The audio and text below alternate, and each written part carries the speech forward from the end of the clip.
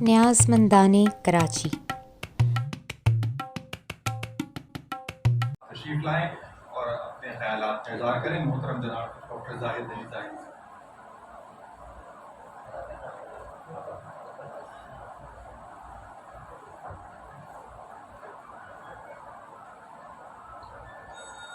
بسم اللہ الرحمن الرحیم. محترم علامہ رضی جعفر نقوی صاحب تشریف فرما ہے اور بہت دیر سے تشریف فرما ہے، اس لیے میں اپنی گفتگو واقعی مختصر کروں گا.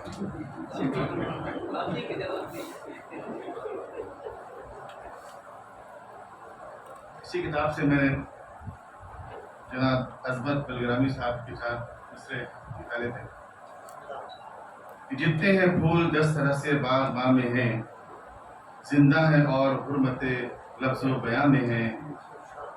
پوچھا پتا جو میں نے عنایت حسین کا، حاطف نے دی صدا کہ وہ باغ جناں میں.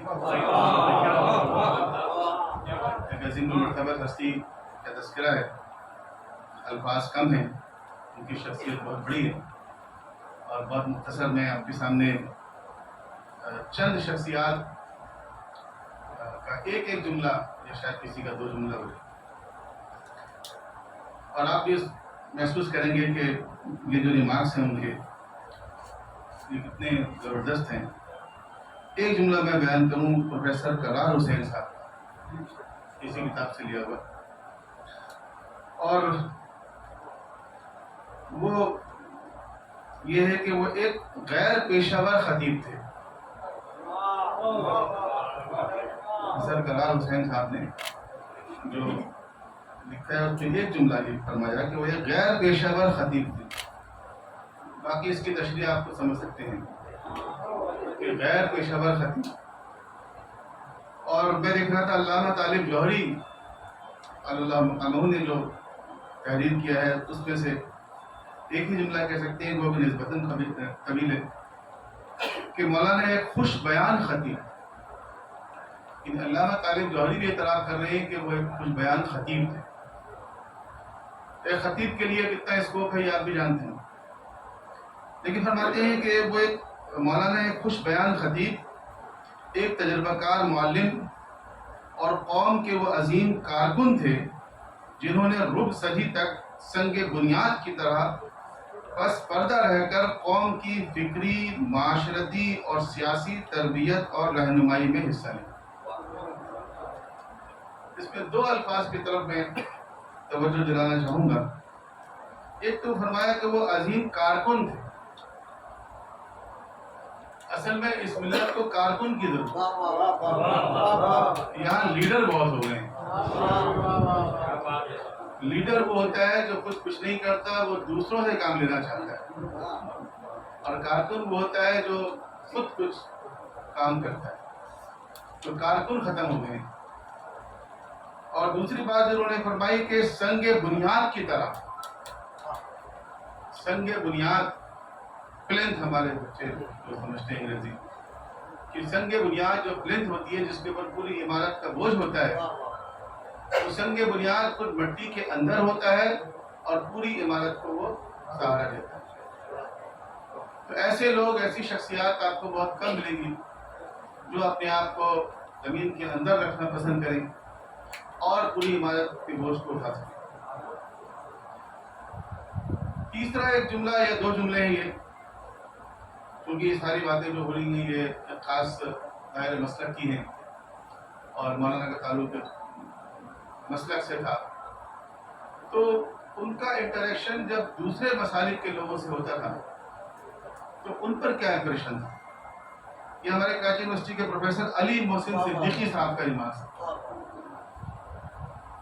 اور یہ صرف مولانا کی عظمت کو بیان کرنے کے لیے نہیں ہے، بلکہ یہ اس لیے بھی ہے کہ ہمارے اور دوست ساتھی بچے نوجوان جو یہاں موجود ہیں وہ یہ غور کریں کہ کسی اور شخص پر جو ہمارا ایک امپریشن پڑتا ہے تو وہ کن چیزوں کا پڑتا ہے.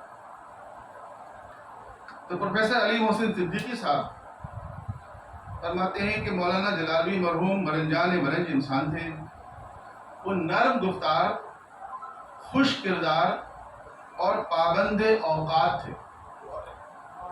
میں نے کبھی انہیں تلخ کلامی اور تند گفتار نہ پایا۔ ان میں ایک ایسا خلوص تھا جسے ہر شخص محسوس کر سکتا تھا۔ ان کی خندہ پیشانی ان کے خاندانی پس منظر کی آئینہ دار تھی۔ ان کی خندہ پیشانی ان کے خاندانی پس منظر کی آئینہ دار تھی۔ یعنی ان کا جو رویہ تھا، ان کا جو طریقہ کار تھا، ان کی جو محبت اور خلوص کا اظہار تھا، وہ خود ان کے خاندانی پس منظر کو ظاہر کر رہا تھا۔ اس کے لیے کسی کے سامنے شجرہ پیش کرنے کی ضرورت نہیں کہ ہم نجیب الطرفین ہیں۔ نجیب الطرفین، نجیب یعنی شریف، والد بھی شریف تھے، والدہ بھی شریف، تو اس کے لیے شجرہ پیش کرنے کی ضرورت نہیں۔ اگر کردار پیش کر کے لوگ سمجھ جائیں کہ واقعی یہ نجیب الطرفین ہے، یا اس کے برعکس بول کر سمجھ جائیں گے یہ عجیب الطرفین ہے، شاید شجرے میں نجیب الطرفین لکھا ہو۔ بس میں اختتام کروں گا، اور یہ فکر جلالی کے حوالے سے جو باتیں لکھی ہیں ان کو آپ پڑھ لیجئے گا۔ بہت سادہ سا اسلام کا بنیادی تصور پیش کیا گیا ہے کہ کس طرح ہمیں اپنی زندگی گزارنی چاہیے۔ نماز کی پابندی کرنی چاہیے، دوسرے لوگوں کو اس کے کام آنا چاہیے، معاشرے کے دکھ درد کو محسوس کرنا چاہیے، اتحاد امت کے لیے کام کرنا چاہیے، ملت کے جو معاشی اور معاشرتی اور سیاسی امور ہیں ان کے بارے میں کچھ غور و فکر کرنا چاہیے، مطالعہ بڑھانا چاہیے۔ خاص طور پر میں دیکھ رہا تھا کہ انہوں نے جن کتابوں کو ریکمینڈ کیا ہے اس میں امام خمینی کی ولایت فقیہ بھی، اور جو اشتہاد کے اوپر جو کچھ انہوں نے لکھا وہ واقعی اسلام کا ایک ڈائنامک تصور ہے، اس کو پیش کیا انہوں نے۔ اس سے اندازہ ہوتا ہے کہ ان کی فکر جو ہے کافی واضح تھی، کلیئر تھی۔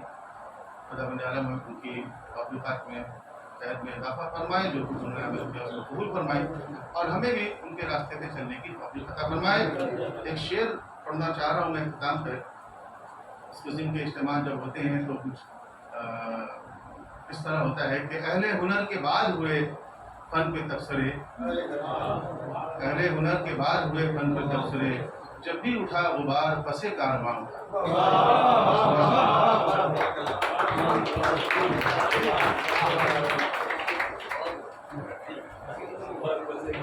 جناب زاہدی صاحب انتہائی خوبصورت خطابات میں پیش کر رہے تھے، اور آخر میں صدر مولانا رضا جعفر صاحب سے گزارش کروں گا کہ آئیں اور اپنے کلمات سے اس محفل کے وقار میں اضافہ کریں۔ محترم جناب رضا جعفر۔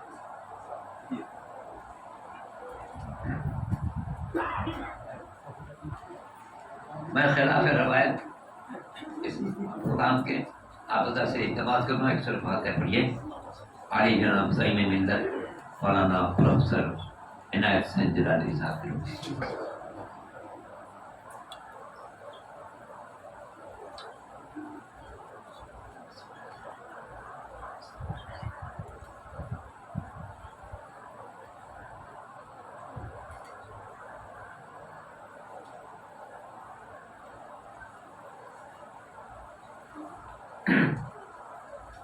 اعوذ باللہ السمیع العلیم من الشیطان اللعین الرجیم، بسم اللہ الرحمن الرحیم، الحمد للہ رب العالمین، والعاقبۃ للمتقین، والصلاة والسلام علی سیدنا و نبینا ابی القاسم محمد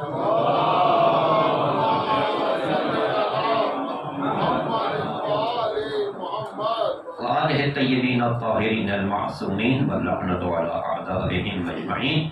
اما بعد، فقد قال اللہ سبحانہ وتعالی فی محکم کتابہ الکریم وقولہ الحق، بسم اللہ الرحمن الرحیم، یرفع اللہ الذین آمنوا منکم والذین اوتوا العلم درجات۔ حضرت گرامی قدر، آج کا یہ اجتماع حقیقت یہ ہے کہ ایک غیر معمولی اجتماع ہے جس کا ہمارے وزارت نے اہتمام کیا۔ پروفیسر مولانا عنایت حسین صاحب جلالی، جن کے لیے زعیم ملت کا لفظ ہی بہت ہی پیارا لفظ ہے، بہت پیارا لفظ ہے، اور یقیناً پوری زندگی ملت کی فلاح بہبود کی فکر میں گزاری۔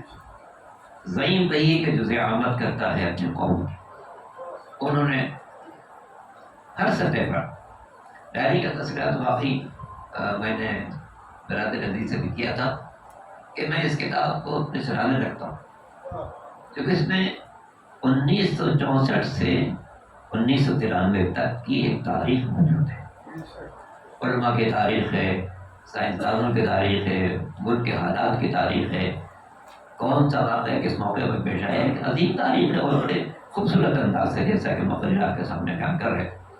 تو یہ عظیم کارنامہ ہے اور مولانا مرحوم ایک انتہائی درویش صفت انسان تھے. چھٹے امام حضرت جعفر صادق علیہ السلام کا فرمان ہے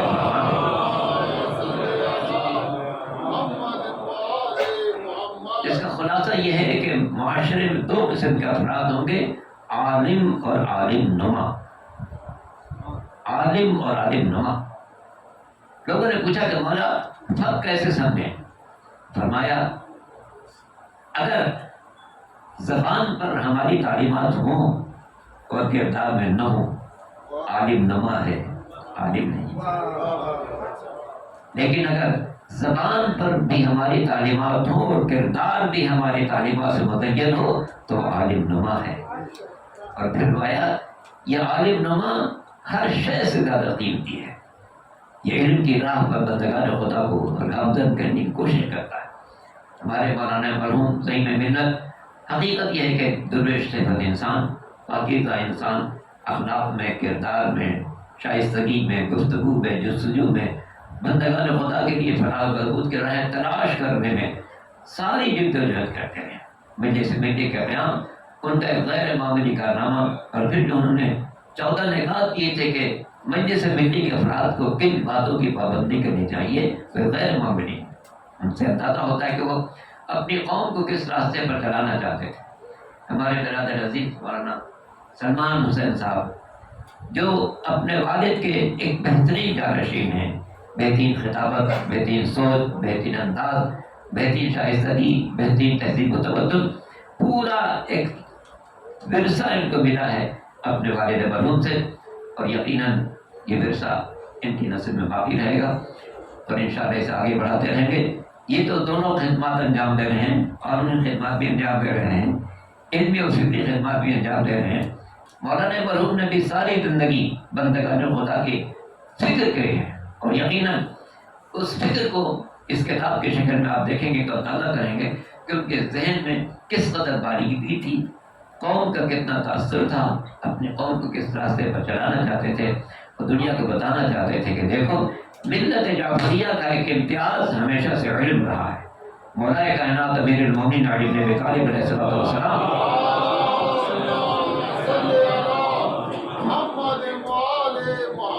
مشہور فرمانے کے رضینا قسمت الجبار فینا لنا علما بل الاعداء مال فان المال يفنى عن قریب وان العلم باق لا يزال. مولا فرماتے ہیں ہم اللہ کے اس تقسیم پر بہت خوش ہیں کہ اس نے ہمیں علم دیا، غیروں کو مال دے دیا. فإن المال يفنى عن قریب، اس سے کہ مال ان قریب فنا ہو جائے گا، مگر ان العلم باق لا يزال، علم وہ دولت ہے جس کے لیے کبھی زوال نہیں ہے. پروفیسر مولانا عنایت حسین جلالی صاحب اپنے جوانوں میں اس فکر کو بیدار کرنا چاہتے تھے. علم کی راہوں پر قدم رکھو، علم کو اپنے سینے سے لگاؤ اور علم کے راہوں میں آگے بڑھنے کی کوشش کرو. ایک بات المیہ کے طور پر کہہ سکتا ہوں کہ شہر کراچی بعض لسانی تقسیموں سے پہلے پورے ملک میں اتنا بلند تھا کہ اسلام آباد میں جو تعلیمی ادارہ ہے اس کے لوگ کہتے ہیں کہ جب کراچی کے اسٹوڈنٹ آتے تھے تو ہمیں یقین ہوتا تھا کہ یہ فکری اعتبار سے سب سے بلند ہوں گے، مگر جب ان کے ہاتھ سے قلم لے لیا گیا، کلاشن کو دے دیا گیا، تو اب پورے ملک کے جوانوں میں جو سب سے کم درجہ ہوتا ہے وہ شہر کا ہوتا ہے. یہ ایک المیہ ہے، لیکن الحمدللہ اب ہم لوگ سیاسی طور سے گزر کر پھر آ رہے اس راستے کی طرف جسے مولانا حسین صاحب جلال بھی چاہتے تھے کہ ہمارے جوان کلاشوں کو کی طرف نہ دیکھیں، قلم کی طرف دیکھیں. یہ قلم زندہ رہنے والا ہے. قرآن مجید نے قسم کھائی ہے، نون والقلم وما یسطرون، قسم ہے قلم کی اور جو کچھ یہ لوگ لکھتے ہیں. عزیزان محترم، ہمیں اپنی زندگی کا جائزہ لینا چاہیے کہ ہم قلم سے کتنے وابستہ ہیں، کتاب سے کتنا شوق ہے، علم کی راہوں میں اپنے جوانوں کو اتنا آگے بڑھانا چاہتے ہیں۔ یقین رکھیے علم کمانے کا ذریعہ نہیں ہونا چاہیے، علم روشنی کا ذریعہ ہونا چاہیے۔ بات ذہن میں نہ ہو کہ میں اچھی ملازمت حاصل کروں، بات یہ ذہن میں ہو کہ میں اچھا انسان بن جاؤں، اچھا انسان بن جاؤں۔ کسی مسلک سے وابستگی اور ہے، اچھا انسان ہونا اور ہے۔ جو صاحب کلام آپ نے سماعت فرمایا کہ انہوں نے کتنی اچھی بات کہی کہ انسان کو پہچانو، انسان کو پہچانو، انسانیت ذہن میں اتارنے کی کوشش کرو۔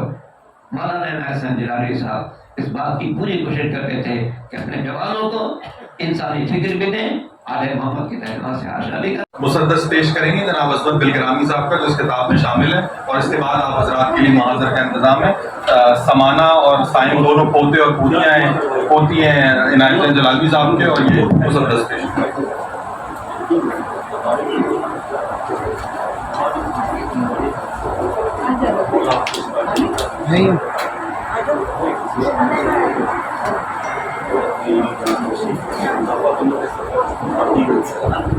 اے قلم بارگاہ نظم عنایت ہے سنبھل، اجر احسان ادا کرنا ہے پوشاک بدل، عدل تہذیب میں یہ فصل بقالت ہے اٹل، جب مقدمہ ہو کبھی تر تو نہ نقطے سے نکل، بحث حق پر ہو تو انصاف بھی ہو جاتا ہے، مطلع باغ جناں صاف بھی ہو جاتا ہے۔ اصل میں جنت کردار تو دنیا ہی میں ہے، رتبہ گاہے فلک آثار تو دنیا ہی میں ہے، زیست اور موت کی گفتار تو دنیا ہی میں ہے، جیت انسان کی اور ہار تو دنیا ہی میں ہے، یہ جو سانسیں ہیں یہ میزان پہ تلتی ہیں یہیں، صحبت کی جتنی قبائیں ہیں یہ دھلتی ہیں یہیں۔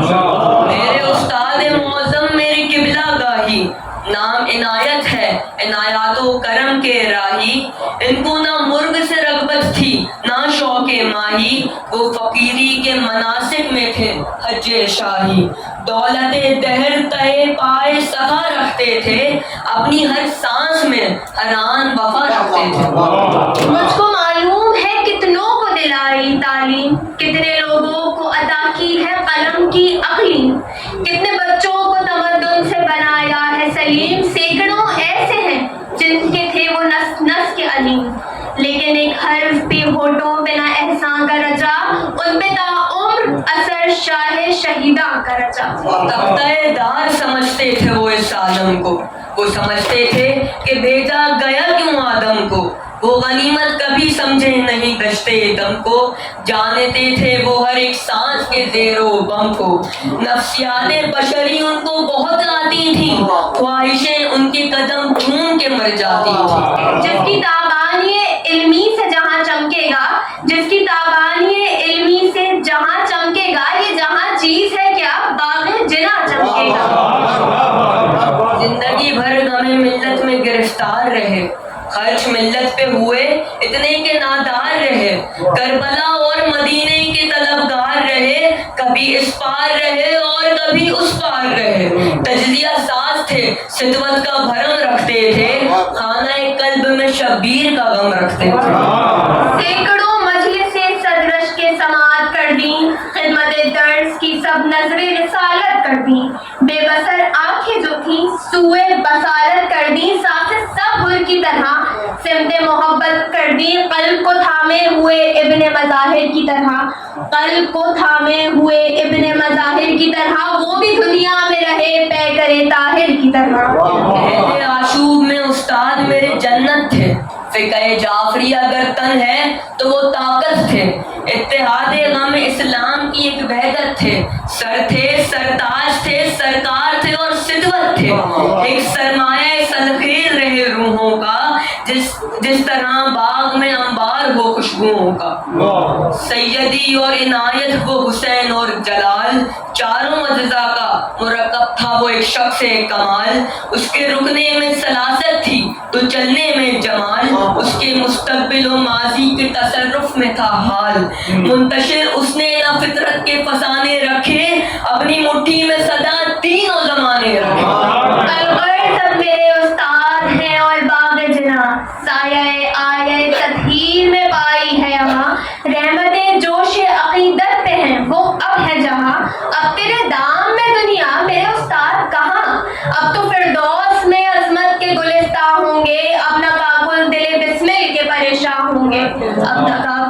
मेरे दुश्मन के परेशान।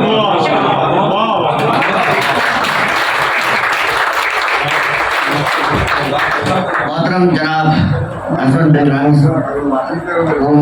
मकामों के खूबसूरत मुसद्दस का आपने समाज फरमाया, लेकिन जवाब नहीं। आप तमाम हजरात की तशरीफ़ आवरी का मैं इंतहाई मशहूर ममनून हूँ। परवरदिगार आप सबको अपनी अमान में रखें। आप सबका दिल की गहराइयों के साथ मैं शुक्रिया अदा करता हूँ और इल्तिजा करूँगा, दरख्वास्त करूँगा कि ऊपर तशरीफ़ ले चलें, वहाँ आपके लिए महाज़र का एहतमाम। बड़ी नवाजिश, बड़ी नायक।